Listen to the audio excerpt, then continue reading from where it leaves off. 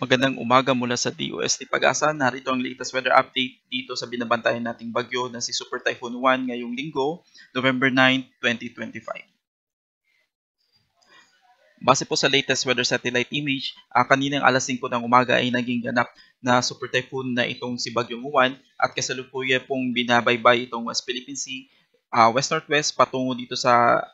eastern section ng Luzon landmass, and as of 7 a.m. kanina, ang kanyang sentro ay namataan sa layong 125 kilometers east-northeast of Virac, Catanduanes na may maximum sustained winds na 185 kilometers per hour malapit sa sentro at gustiness na umaabot ng 230 kilometers per hour. Kasalukuyan po itong kumikilos west-northwest sa bilis na 25 kilometers per hour at kung mapapansin po natin, malaking bahagi na po ng ating bansa ay nakakaranas na po ng mga pagulan at malalakas na hangin na dala po nitong si Bagyong Juan. Base po sa latest track intensive forecast nitong si Super Typhoon Juan, so ngayong araw ay inaasahan po na magkakaroon po ito ng close approach dito sa may Bicol region ngayong umaga, and dahil po sa lapit ng track nitong Bagyong Juan dito sa area ng Catanduanes, dalawa pong pwedeng mangyari. Una is magkaroon po ito ng direct hit or yung eye wall nitong si Bagyong Juan ay maaari pong tumama dito sa kalupaan ng Catanduanes, or pangalawa ay maaari pong maglandfall itong si Bagyong Juan dito sa Catanduanes ngayong umaga. Then after dumaan dito sa area ng Catanduanes ay maaari po itong maglandfall dito sa probinsya po ng Aurora ngayong gabi or bukas ng umaga. After landfall ay maaari po itong tumawid dito sa kalupaan ng Northern Luzon at lalabas po ng ating kalupaan dito sa West Philippine Sea by tomorrow morning at tuluyan na pong lalabas ng Philippine Area of Responsibility by Tuesday. Ngunit inaasahan pa po natin na makakaroon po ito ng recurving kung saan maaari po itong magkaroon ng second entry sa ating PAR by Thursday at magla-landfall itong bagyo sa kalupaan ng Taiwan bago po tuluyang lumabas ng ating Philippine Area of Responsibility by Friday, this coming Friday. So kasalukuyan nakataas na po ang signal number 5 sa Polillo Island, northeastern portion ng Camarines Norte, dito sa may eastern portion ng Camarines Sur at Catanduanes, habang signal number 4 naman po ang nakataas sa may eastern portion ng Quezon, rest of Camarines Norte, rest of Camarines Sur at eastern portion ng Albay. Signal number 3 naman po ang nakataas sa may southern portion ng mainland Cagayan, Isabela, Aurora, Nueva Vizcaya, southern portion ng Apayao, Kalinga, Abra, Mountain Province, Ifugao, Benguet, Ilocos Sur, La Union, Pangasinan, Zambales, Bataan, Tarlac, Pampanga, kasama po dito ang Nueva Ecija, Bulacan, Aurora, Metro Manila, Cavite, Batangas, Rizal, Laguna, rest of Quezon, rest of Albay, Sorsogon, Ticao Islands, Burias Islands, Northern Samar, northern portion ng Eastern Samar at northern portion ng Samar Province. Signal number 2 ang nakataas sa nalalabing bahagi po ng Cagayan, kasama po ang Babuyan Islands, rest of Apayao, Ilocos Norte, Occidental Mindoro, kasama po ang Lubang Islands, Oriental Mindoro, Marinduque, Romblon, rest of Masbate, rest of Eastern Samar, rest of Samar, Biliran, northern and central portion ng Leyte. Signal number 1 ang nakataas sa Batanes, Calamian Islands, Cuyo Islands, rest of Leyte, southern Leyte, Bohol, northern and central portions of Cebu including Bantayan and Camotes Island, northern and central portion ng Negros Occidental, northern portion ng Negros Oriental, dito sa may Guimaras, Iloilo, Capiz, Aklan, Antique, dito po sa may Dinagat Island, Surigao del Norte, northern portion ng Agusan del Norte at northern portion ng Surigao del Sur.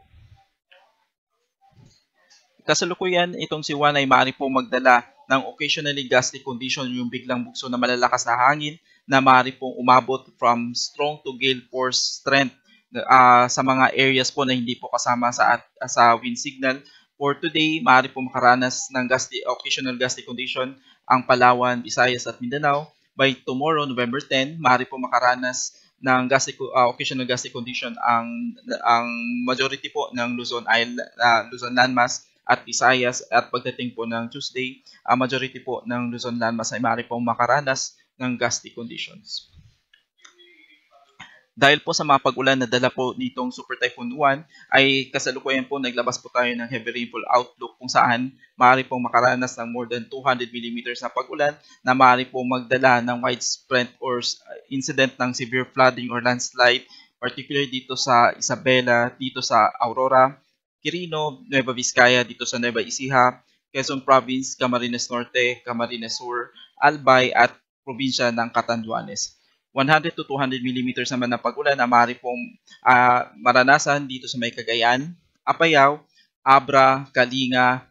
Mountain Province, Ifugao, Benguet, Nueva Vizcaya, Pampanga, Pangasinan, Tarlac, Zambales, Pampanga, Bulacan, Bataan, Metro Manila, Rizal, Cavite, Laguna, Batangas, kasama po ang Marinduque, Masbate, Sorsogon, Northern Samar Province, at itong Eastern Samar. Habang ina-expect naman po na makakaranas po ng 50 to 100 mm sa pag-ulan, ang Ilocos Norte, Ilocos Sur, La Union, itong Occidental Mindoro, Oriental Mindoro, Romblon at probinsya po ng Leyte.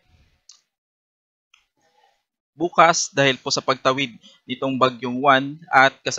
by tomorrow po is inaasahan po natin na yung kanyang sentro is nandito na po sa may West Philippine Sea. So, maaari pa rin po makaranas ng more than 200 mm sa pag-ulan ang Ilocos Sur, La Union, itong Pangasinan, Zambales, Tarlac, Benguet, Ifugao, Mountain Province at Kalinga, habang inaasahan naman po yung 100 to 200 mm na pag-ulan dito sa Abra, Ilocos Norte, Apayao, Cagayan, kasama pong Isabela, Quirino, Nueva Vizcaya, Nueva Ecija, Aurora,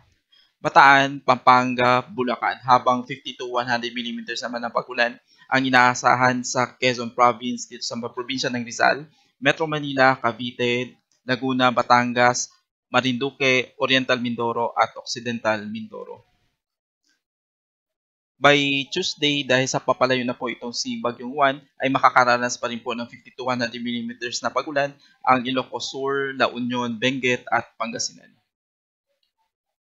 Sa kasalukuyan, naglabas na po ng panibagong storm surge warning kaninang alas 8 ng umaga, kung saan maaari po makaranas ng storm surge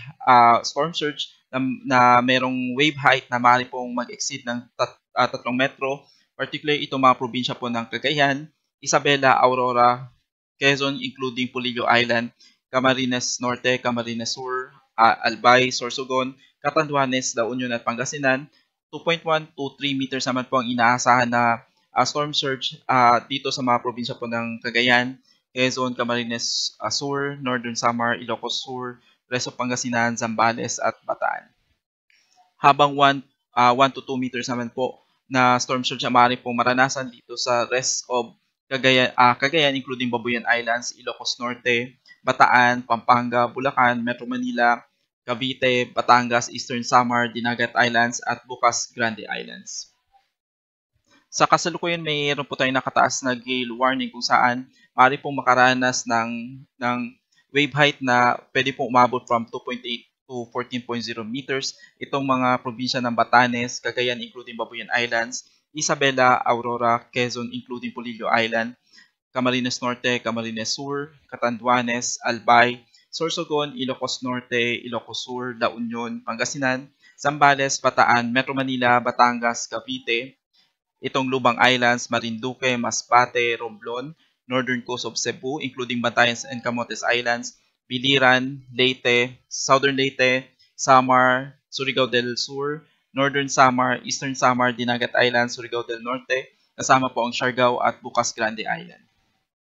Kasalukuyan, may nakataas na po tayong mga heavy rainfall warning sa iba't ibang bahagi po ng Pilipinas, particularly sa Region 1, Region 2, Region 3. Nakataas na po ang nakakapekto na po yung mga pag-ulan itong si Bagyong Juan dito sa may southern part ng Cagayan Valley, southern part ng Cordillera Admin State Region at dito sa probinsya po ng Pangasinan, at ine-expect po natin na makakaroon po ng light to moderate with occasional heavy sa nalalabing bahagi po ng Region 1, Region 2 at Region 3. Dito naman po sa may Central Luzon, Metro Manila at Calabarzon, nakataas na po ang yellow warning dito sa southern part ng Quezon Province kasama po ang Polillo Island. Rainfall advisory or light to moderate with occasional heavy rain sa maaari pong maranasan dito sa nalalabing bahagi ng Quezon, dito sa Batangas, Cavite, Metro Manila, Rizal, Bulacan, Nueva Ecija, Tarlac, Pampanga, Bataan, southern part ng Zambales, at inaasahan po ang light to moderate to occasional heavy rains naman dito sa may northern part ng Zambales. Sa kasalukuyan, nakataas na rin po ang red heavy rainfall warning sa malaking bahagi ng Bicol region dito sa may Northern Samar, Masbate habang nakataas ang yellow rainfall warning dito sa may Oriental Mindoro, dito sa Marinduque at dito sa Romblon. Sa Visayas, nakataas na rin po ang red rainfall warning dito sa malaking bahagi po ng Samar Island, dito sa may northern part ng Leyte, habang ang natitirang bahagi po ng Leyte ay nakataas na rin po yung orange at yellow warning, habang ang Southern Leyte ay kasalukuyang nasa rainfall advisory. Habang ang northern part po ng Cebu Island at itong northern part ng Panay Island ay kung saan nakataas na rin po ang yellow warning, habang ang natitirang bahagi po ng Visayas ay makakaranas po ng light to moderate to occasional heavy rains kung saan nakataas po ang rainfall advisory. Habang sa Mindanao, malaking bahagi po ng Mindanao, particularly itong western section ng Mindanao, kasama po ang northern Mindanao at Caraga region ay makakaranas na rin po ng mga moderate to at times heavy rains na dala po nitong bagyo ngayong araw. Para po sa karagdagang impormasyon, maaari niyo pong bisitahin ang panahon.gov.ph para malaman kung ang inyong lugar ay kasama po sa mga areas na kung saan may nakataas pong na thunderstorm advisory at heavy rainfall warning. Para po malaman kung if ever ang iyong lugar ay kasama po sa mga high risk of landslide, storm surge at flash flood, maaari nyo lang pong bisitahin ang hazardhunter.georis.gov.ph.